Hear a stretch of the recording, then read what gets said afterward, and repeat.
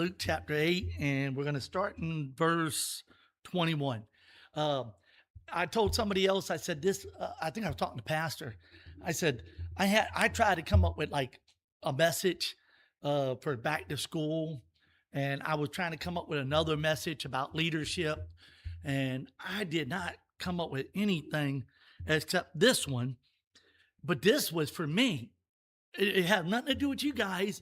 Lord laid this on me, and I said, you know what? The Lord's telling me to share this for some reason. So hopefully it'll help you some, right? Because I know it's working on me already.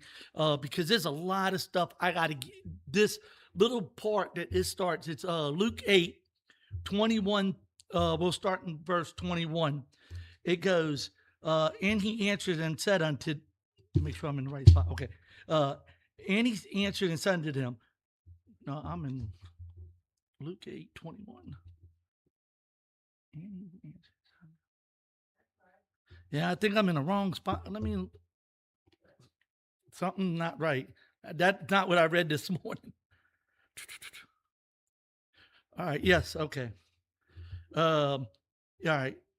And he answered and said unto them, my mother and my brother are these which hear the word of God and do it.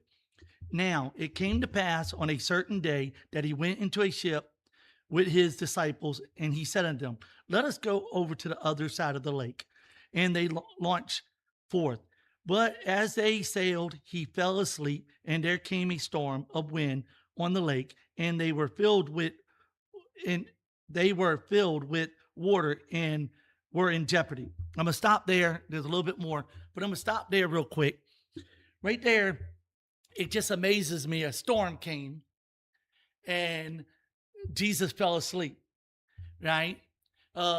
If you read in a different passage, it said he went down at the bottom, went to sleep, right? This one just said he fell asleep in Luke, but he went to sleep, right? I'm just thinking on this. Some of this, I'm going to try to tell you what I'm thinking, and then a lot of it, I'm going to tell you what the Bible says. So if anything I say I'm thinking, you can take it with a grain of salt. I could be wrong with it. It's just what Brother Joe thinks outside the box. But what the Bible says is always right. Let's go with the Bible. But they're on this side of the lake. They're going to this side of the lake, right? Only thing I can think of, if you ever been to Florida, there's a Lake Okeechobee. You can stand on this side of the lake. You don't see the little shore on the other side of the lake. So if you get in the boat, you're going to be a while to get to the other side. And back then, they didn't have that motorboat just, to get them onto the other side in an hour. I'm probably thinking 6-7 hours to get to the other side, right? Maybe longer, right? So they're taking a little bit of a trip. So he says, let's get in and go to the other side. Disciples like, yeah. I believe it, and this is what I believe, because he said he fell asleep or he went down to take it. A nap. He says, I'm going to bed.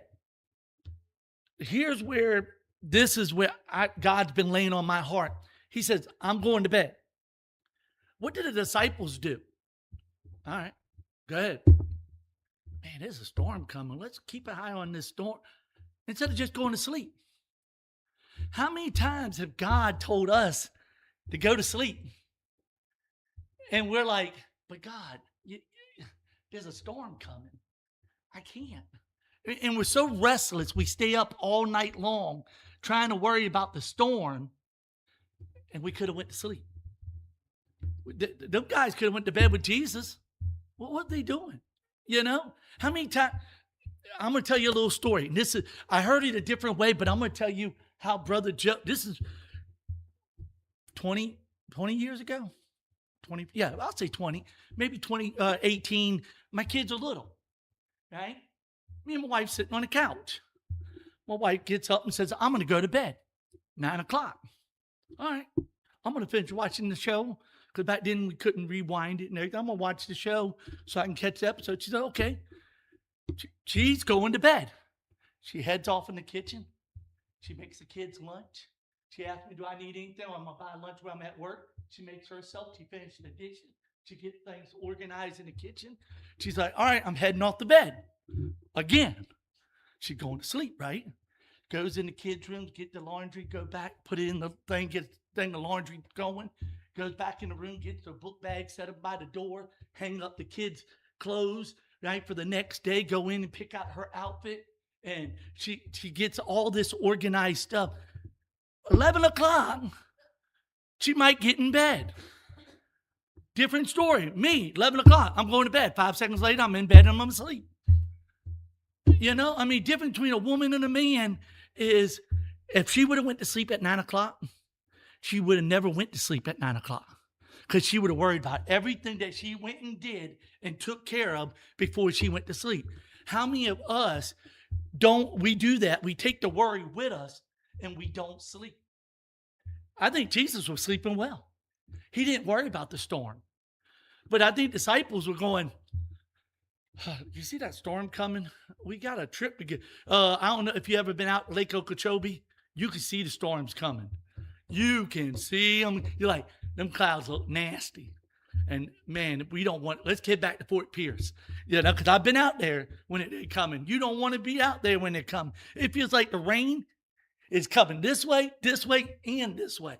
You ever watch Forrest Gump, where they said the rain was coming? It's like that on Lake Okeechobee. It seems like it's coming from every which way. And you're like, which way is this rain coming from? And if you're ever driving in it, your car's blowing this way, then it's blowing this way, then it's blowing like that way. And you're like, is this weather ever going to... Welcome to Florida. But that's where you can see the storms coming. But I'm going to tell you another little bit of an illustration, right, that really sums up what our Christian life should be. See, that's the difference between a man and a woman when we're talking about that. And I tell you what, that story is pretty much correct almost even still today. My wife said she's going to bed. She goes to bed about 9. She's never in bed until after 10. Never. I'm telling you, I'm going to bed 5 minutes later, I'm snoring. I mean, because I'm going to sleep. That's the difference. I mean, my wife hates it because she tries to go to bed early because I do snore and she can't go to sleep if I'm already snoring. She'll nudge me and roll me over, right? But here's another story I heard, and this one's just totally a story I heard, but it makes so much sense if you listen to it in your Christian life. Right? I didn't think of it as a Christian story, but I heard it and I said, that's the way we should be. A farmer needed help on the farm. It was just him and his wife. All his kids moved out, so he hired a helping hand. The helping hand came in and he was interviewing, and the last guy, he was perfect. Everything. He said, tell me one good quality about you. He said, I can sleep through a hurricane. Right? And he's like, what do you mean? He said, I can sleep through a major storm. You won't nudge me. I'll sleep right through it. Don't bother. I'm like that today too. Different reasons. But so a year goes by and he's the best hand. He loves this guy. One night, one of them bad storm rose up. Hit the house hard. The husband wakes up, freaks out, wakes his wife up. Did you hear that? We got to get the horses in. We got to get the stables in. We got to get all this going, right? We got to do this because the animal's going to be hurt. And he goes, let's go wake up the hand and do that. They go in, they bang on his door, no answer. They open it up. He just sleeping away. They're waking and they're knocking everything. He will not, but he's sleeping hard. And they're like, what in the world's going on? So they said, forget him. Let's go do this. They get out there. The horses are already in the stable. The shutters are already shut. Everything's already taken care of. The next day, they woke up and said, you didn't hear that storm? No. He said, I knew it was coming, so I took care of everything. How much in our Christian life is when we see the storm, if everything's taken care of, we can sleep through it. That storm that was coming with Jesus, he knew it was coming. He went to sleep. Everything was taken care of. How many times of us, we're like the disciples and we worry. A little bit of water in the boat. You ever been rafting? There's a lot of water in the boat. It drains out. I mean, I guarantee you them ships had ways where they didn't sink, but they freaked out. I mean, and how many of us are freaking out in our Christian lives because we get a little water in the boat, the storm's there, if we got it all taken care of, we can rest. I mean, I'm telling you, this one's on me because you don't, remember how I keep telling you about next week? I'm trying to figure out my schedule. We're trying to work the river, trying to work the school, trying to work field trips, trying to pay all my bills, get caught back up. I'm stressing, but it's taken care of. God will take care of us. How many of us are stressing over things like that when we just said, okay, I'll sleep during the storm. God, you got it. I'm going to let you have it. I am stressful about that. I know parents got kids, right? You got book bags, you got books, you got all this stuff you got to get. And if your kid's over 10, you got to buy them new shoes. You got to buy them new outfits. Everybody's got to go back with a new outfit on the first day of school, right? You got to be cool, get new shades, new cell phones. You got to have a new one, or at least a new case. Hey, see what I got, I mean, you got to be the cool kid. You can't be the kid with a hole in his pants on the first day of school, unless it's one of them designer things. I know them now, holes in the pants are cool. Back in my day, you were poor. I had them, so, I mean, usually I had my brother's clothes, which were my sister's clothes. And you're like, you wore girls' clothes? Back then, there wasn't no difference between girls and boys' clothes like they are today. I mean, as long as they were pants and not dresses. That's the only difference, I think the only girl clothes out there was Chicks. I don't know if y'all remember that old Chicks, because I wore a pair and it had Chicks on the back. And I'm like, I'm wearing girls' pants, and I wore a long shirt so nobody would know I was wearing girls' pants. Then they started making pockets and all that fancy stuff. But back in my day, we wore hand-me-down. But we, as kids, that's what we're stressing about. Kids are stressing about clothes. Like Russ was praying, bullying and everything. I was just thinking about having rest. A lot of parents are going to get some rest when the kids go back to school. So I used to be a janitor, right, at a school. I'll be honest with you, when school was in, I got more rest when school was in than it was out. Because when it's out, you rip up all the carpets, you take down all the billboards, you paint all the walls, you got to clean out the bathroom. If there's a stall broken, you got to replace that stall. If there was a plumbing issue, you're doing that. You're repainting the walls, recarpeting, ceilings, light bulbs. I mean, you're just go, go, go. And you only got a couple of months. When school's in, you're waiting for a kid to throw up. You're waiting for school to get out to vacuum. You're waiting for lunch to get out to clean. I mean, you're on a time schedule, and it's much slower. During the summer, it's go, go, go, go, go, get it done. During the school years, bell, bell, bell. Oh, they're going to lunch is over. Go do lunch. Oh, got to take them home. Come back, vacuum. You get to go home. Calm and easy as a maintenance guy. During the summer, it's crazy. Now, I think about this. As a parent, it was nice to send your kids back to school. Well, a teacher, they had their kids all summer. Now they get 50 some more kids in school again. They don't get the break. When do they get their break? Because during the summer, they get their kids back. And then on winter, they're back in school, right? Because I'll be honest with you, this summer was nice because being a bus driver, I have about 100 kids. Being a raft driver, they're all most of the adults, and they're all about to go have a good time. So it wasn't like busing, so I didn't have that responsibility. And it was nice to have 2 months off from driving the school bus, right? So it was a rest for me. Now it's starting back up. I'm already stressing, because like I told Russ, I think I was up 3 different times last night. You know why? Because I couldn't sleep through the hurricane, because I got distressed, because I wasn't prepared for the storm that's coming. I didn't shut that shutter. I didn't put that away. I'm worried about bills. I'm worried about this. How many of us, when the storm arises, we're letting Jesus go to sleep and we're watching the storm? See, Jesus went to sleep and we're just sitting there going, hey, here comes a storm. Instead of saying, I'm going to go to sleep. Jesus got it.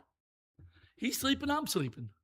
And how many of you are guilty? I am bad on this one. My wife said, all right, I'm going to bed at 9. And I was like, yeah, I'll be to bed by 10. 10:30, 11, 11:30. Last night was 11:35 when I finally think I shut it down, but 11:35. Sometimes it's 12 or 1 because I'm worried about this. I'm worried about that. I'm trying to, you don't know how many times I pulled out this notebook and wrote something else down on it, right? And I was thinking about today. I was thinking about Monday because I'm on the rafting trip. tomorrow. I'm thinking about going to the plasma center tomorrow. I'm thinking about Wednesday when I'm going back to school. Right, the first day I got CPR that morning. I got videos I'm watching that afternoon. I mean, and I'm thinking about this constantly. My brain will not shut down. This is every day. You think how quick I talk and how fast that's going through my mind. Think about it. As much as I talk, that goes through my mind 24/7. I do not slow down. And I don't know how your brains work, but Brother Joe is worse than a woman's brain because you know they said all them things connect. Mine go like this and don't connect. If they do, they connect to something else, the wrong wires. Because women think about 20 different things and they connect and they said men think about one. Brother Joe's got 50,000 and they intersect with each other for some reason and it never ends. It's one string, but it's everything I'm thinking of at one time. My brain runs through that whole list and the rest is not there because I need to get better with Jesus. Like I said, this is a Brother Joe message because I'm trying to get that wire shorter and it's from me to God. That's all I wanted because you know what? All that other stuff God will take care of. God will take it and say, you were worried about having a job this summer and I got you that rafting job. You were worried about the school year ending and I took care of you. Right? I mean, you were worried about this and I took care of it. You were worried about that. Well, last Christmas, you were worried about this and I took it. Last year, you were worried about your wife when she had cancer and I took care of that. You were worried about this and I took care of that. You were worried about moving to Tennessee and I took care of that. You were worried about coming to Mountaintop and I took care of that. Everything that you ever worried about, I've taken care of. Why do you keep worrying? Because I'm watching the storm. Right? I mean, I'm a disciple just like them. I'm watching the storm going, that don't look too good. How am I going to get through that? Same way they did. They went and woke up Jesus. Didn't need to, but they did. I mean, because verse 24, it says, and they came to him and awoke him, saying, Master, Master, we perish. Then he arose and rebuked the wind and the rainage of the water, and they ceased, and there was a calm. And he said unto them, where is your faith? And they began afraid, wondering, saying one to another, what man or of man is this? For he commanded even the winds and the water, and they obeyed him. Think about that. If he could tell the winds and the waves, you don't think he can handle our problems? I know I'm like that. I see a little bit of a wind, and some of y'all got hair. You see your hair move, right? I just feel it on my head. I ain't got that. I feel it on my head. We feel that wind blow, and we're like, "Oh, here comes a storm." I need this. I preached this before. We said I need to take care of this, and that's Brother Joe. All right, storm's coming. I ain't got a job. I got to start saving up some money to pay this bill, pay that. I make sure I pay that bill. I got to pay. God, please, just give me the rest. Take care of my finances, and I know you'll make my ends meet. Guess what? I would have probably saved myself at least 20 hours of sleep this past summer that I lost worrying.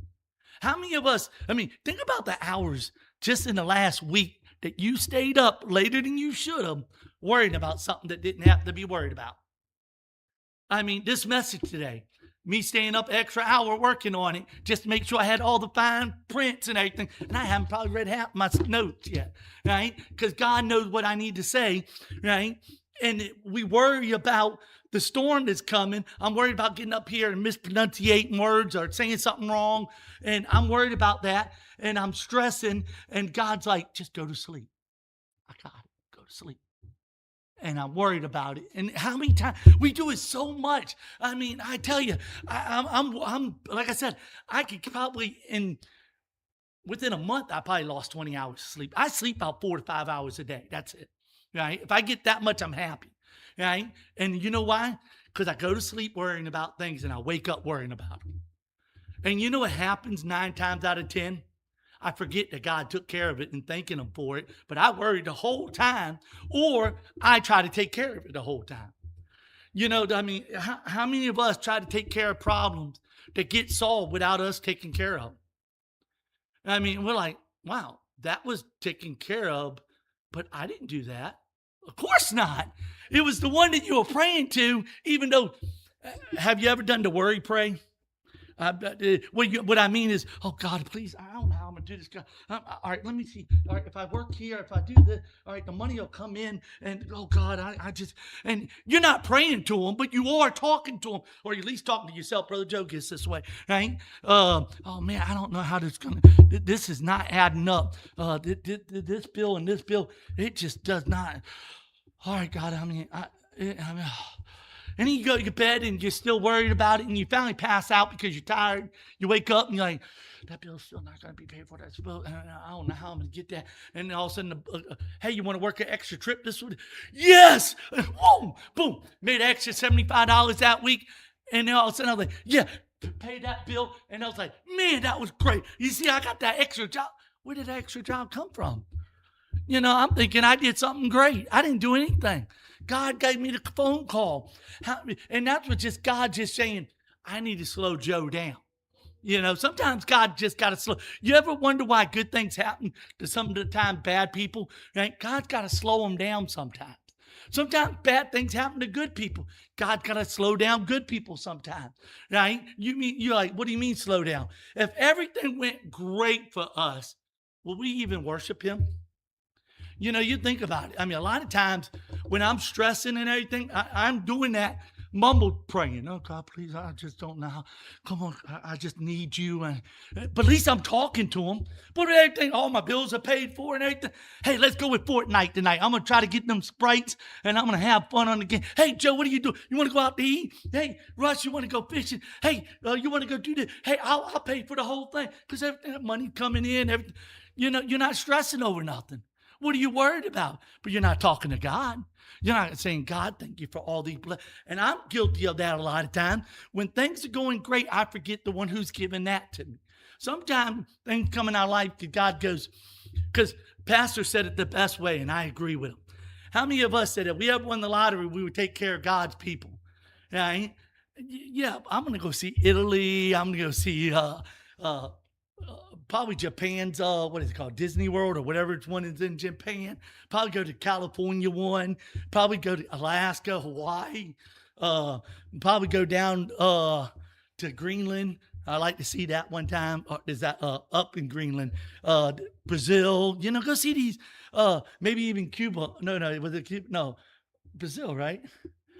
For Maddie. Cuba, yeah, go to Cuba. Yeah, go to Cuba, right? Yeah, go see people in Cuba and see all that good stuff. Go back to the Bahamas. I went there once, and you know, we didn't have a care in the world. At least I wouldn't think I would. But then, what happens if I get in Cuba or get in Jamaica and get a gun pulled on me? You know, if I lose my life because I'm trying to live my life. You know, how many of us do that? We can lose. A lot of times the stuff that we lose is because we're trying to live life for ourselves and not God. What we're doing, we're on the ship watching the storm, right? And we're like, I'll do it. I'll take care of it. Even when the money's coming in good, God, thank you for giving me the money, but I'll handle the money from here. I know what it needs to go to. I'll take, like if I won $1 billion, I'll be the one going, oh, yeah, I'll give the church so much and I'll take care of the church's every need. But what'll happen is we want to, just say I gave the church 10% or 20% or whatever, $1 billion. So you got $200 million. All of a sudden you'll have a big church, a lot of people coming, but most of them will be going like this. I need a handout. I need a handout. I need a handout. Because that's what, and are you even getting people saved or are you just giving out handouts? Right? We don't mind giving people anything, right? We love the idea that our church is able to help people, right? With the book bags and the supply. We love that. We had a couple group come in today and didn't stay, but maybe, hey, one of them find that piece of paper and get saved today. You know, that's what we're here for. Well, I love that we can do that, right? But the biggest thing is let's not be asleep or not asleep, watching the storm and not paying attention, and we have everything taken care of, and we sleep through a storm. I mean, because like I said, this is for Brother Joe. Because I see how my wife worries. I see how I worry. I see how our pastor and his wife worry. See how you guys worry. There's things that you worry about, but do you sleep during the storm? It's okay to worry. We all worry. I mean, don't get me wrong. Worry is not, but if like worrying that the church stands up during a storm is not, I mean, you don't want to, you're in the building, but you don't want it to fall on you. That's not what I'm talking about. I'm talking about worrying about having to pay a bill. I'm talking about worrying on things that God don't want you to worry about. You know, I mean, I'm guilty of that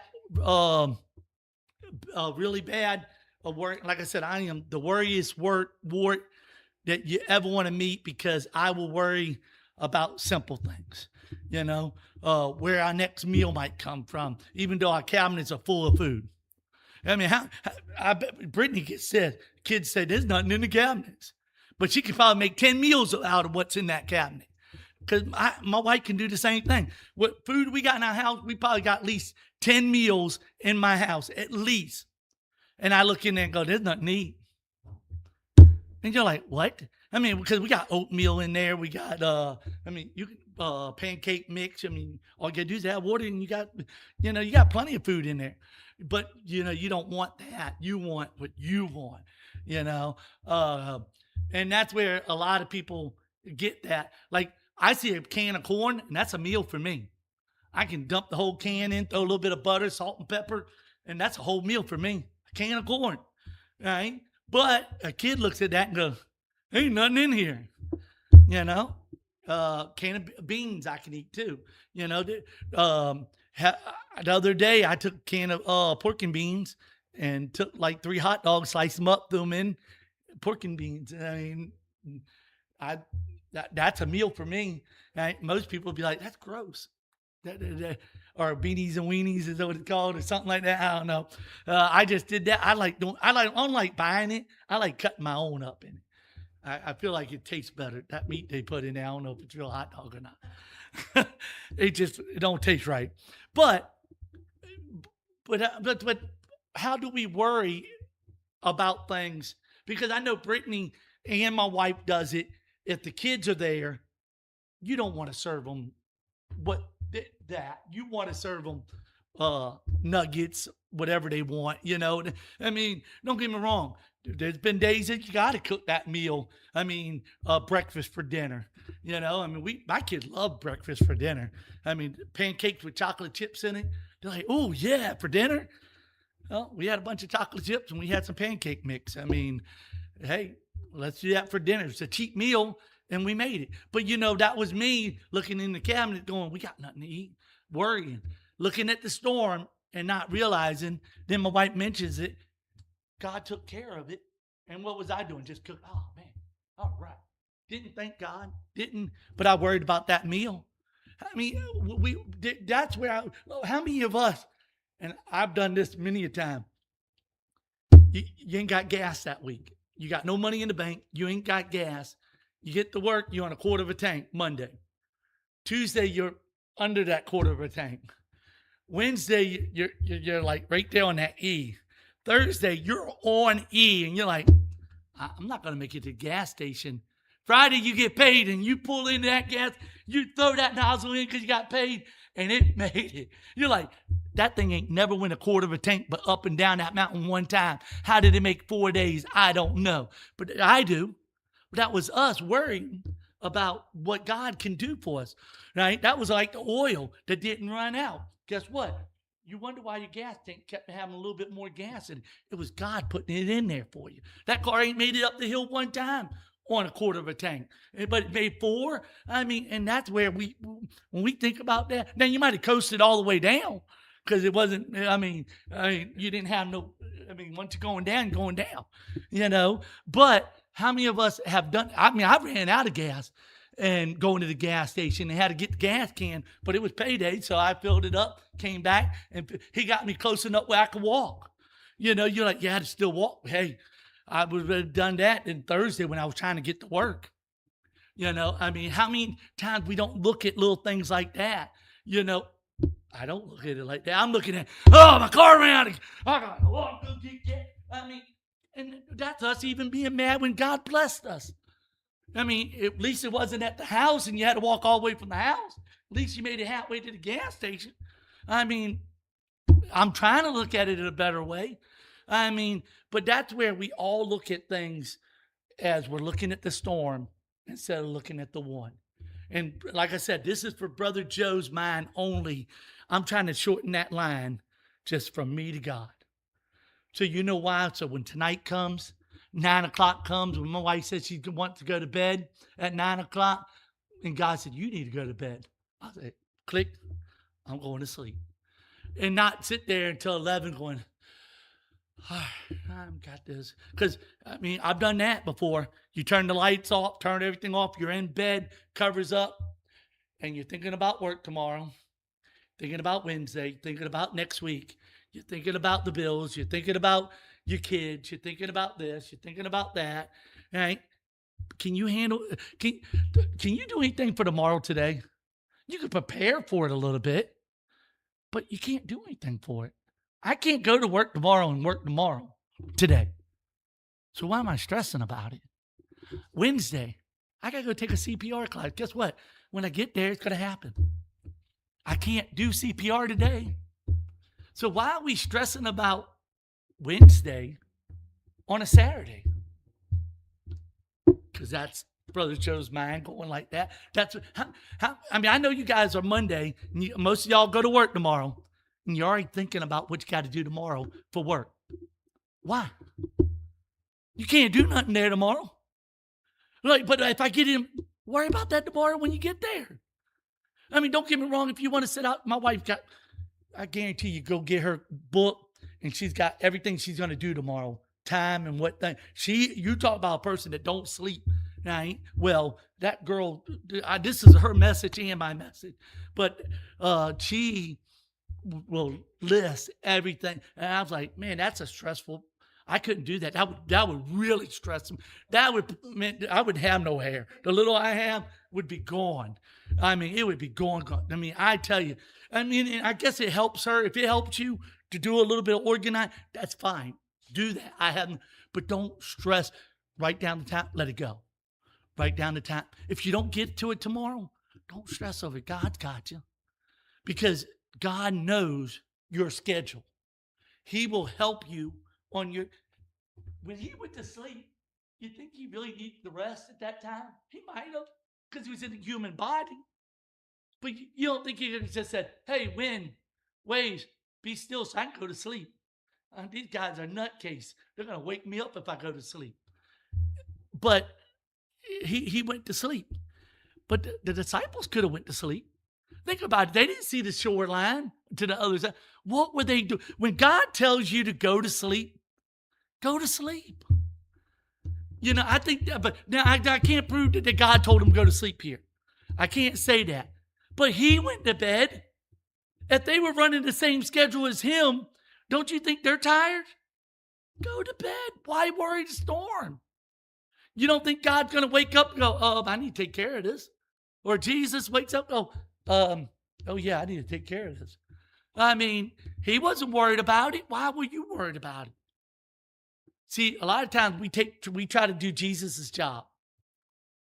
Right? Jesus, here's one else. I think I mentioned it last week a little bit. If Jesus is not there, right, where like the sheep, you ever saw the one about the sheep? There's 99. If the shepherd's not there, he's out getting the lost one. A lot of times Jesus is everywhere, but it feels like he's not there. But we might be looking at the lost one, and he's trying to help that one. We're stressing over our pastor being somewhere else or somebody else, and we're stressing because we're by ourselves with 99 other Christians and 99 other people around us, but we're stressing because we don't have the main one. If sometimes we're not connected with the main one, we might be the lost one needing to see Jesus. But if we're around the other Christians and Jesus just don't seem like he's working in your life, there's a reason behind it. Jesus put a lot of people in the wilderness. If you see yourself in the wilderness, there's a reason behind it. You know why? Because nobody. Go find me in the Bible somebody that ended up in the wilderness that didn't get out. Think about that. If you're in the midst of a wilderness, God got an ending for you. And I was thinking about that. I was like, because even Pastor preached about Moses. He didn't make it out of the wilderness, but then he preached later on about where he ended up. That was a great message on that. When I heard that, I was like, you know what? That's the only one I could say that didn't make it out of the wilderness, but he made it better. I mean, if you don't know what I'm talking about, go look at last week's message online and look at it. It was great. And it was talking about where Moses ended up. And I'm like, wow, that's man. So if we're walking through the wilderness, stop looking at the storm. Start sleeping when you need to sleep. And that's a hard thing for all Christians to say. Because I know Pastor Brittany and you guys, mostly like Russ. I know Russ, you work days, you work night, you work swing shift. That, man, God bless you on that. Anybody that works swing shift, God bless you. I could never do that. I work nights and I work days. And I work mids, but never the same time. I think only crazy people do. Mid-shift people or swing shift people remind me of the Marines. You got to be a little crazy to do it. I was Army, so I wasn't that crazy. And I worked all the shifts, but never swing. That's the only one I would never work because my body just don't adjust like that. I don't know how you guys do it. Right? God bless you for doing it. Because I know you got to have certain people for that. But when God tells you to sleep, sleep. When God tells you to push forward, push forward. Because he said, hey, let's go to the other side. All right, let's go. They did that. But when he went to sleep, a lot of us are watching the storm. And I'll tell you, I have my eyes on too many storms all the time. I'm stressing about my new route, what kind of kids Can I handle my kids this year? No. Why? Because I ain't got them yet. Wait till I get them. They might be the best kids, better than last year. Why am I stressing what my kids get? I know Brittany's doing it a little bit. I hope I get a good class. I hope I don't get that kid I had last year, sister, because his sister's worse than he was. Right? You know what I'm talking about. And then, or you get one of the church kids. You don't want church kids. Right? Wait a minute, it's a church school. Yeah, church school kids are the worst. Right? Because the parents think their kids do no wrong. Right? I hate to say it like that, but right? My kids did so much wrong. Right? I was one church parent that I knew my kids did wrong.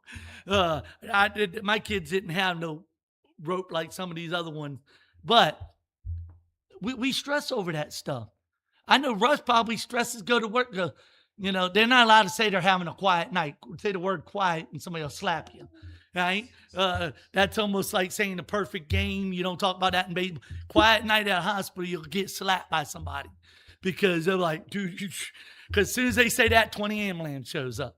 Right? And then 35 people show up at the same time, claiming that their finger hurts, every one of them. Right? Because some news person said if your finger hurts, you got some type of killer disease, and everybody shows up. Because I know, like, when the killer wasp came out, everybody that got stung by a wasp showed up. Go, I think I got stung by the killer wasp. And you're like, they're not in this state. They're not in this country. You guys, all right, rabbit trail. But all I can say on that is, I know this is a short message, but when God tells us to rest, we need to rest, not stop worrying about the storms. And when it's time, the storms come, be prepared for the storm. That's our biggest thing. We got God doing everything that we're supposed to when the storm. I had a storm hit this week. It bothered me a little bit, but it didn't cause me any sleep. And I know Pastor knows about it, because we talked a little bit about it, but it was a storm that hit, and it hit me out of nowhere. I didn't see it coming. It rolled me over, and I was like, wow. But you know what? I slept through it. Right? It bothered me, but it worried me a little bit about where I stand. I know Pastor's same thing, but it didn't cause me to lose my sleep because I was prepared for that part. Not prepared for what hit me, because the storm came out of nowhere, but I was prepared solidly on ground what hit me, that it wasn't in my life. And that's what I can say. And that's where the Lord can do for you. when a storm comes, you can get blindsided. There's some bad storms out there coming your way. I mean, I know you guys been hit on this mountain for random storms. Anywhere you lived, you didn't know it was coming. All of a sudden you hear, and you're like, what is that? Somebody coming by a Mack truck. You open up the door and the door almost goes off the hinges. And you're trying to shut it. You're like, it's a storm out there, right? Or you can't even see the neighbor's car because it's raining so hard. You're like, dude, we might need a boat to get out of here, you know? But them storms will hit your life like that. But if you're grounded, you can sleep through it. Sorry, I kept you so long. I know it was supposed to be. I'll give you the rest of the messages later. But the Lord just wanted me to talk about, and all the fingers are pointed at me. If this helped you, amen. Thank the Lord. But I'm pointing at me because this one was for me. Because I know I need to get that short. So let us pray. Our dear Heavenly Father, thank you for this time. Thank you for our pastor, our people, our church. Thank you for all your many blessings. Thank you for our children's church downstairs and being a blessing to them, and just give us a safe trip home and bring us back Wednesday.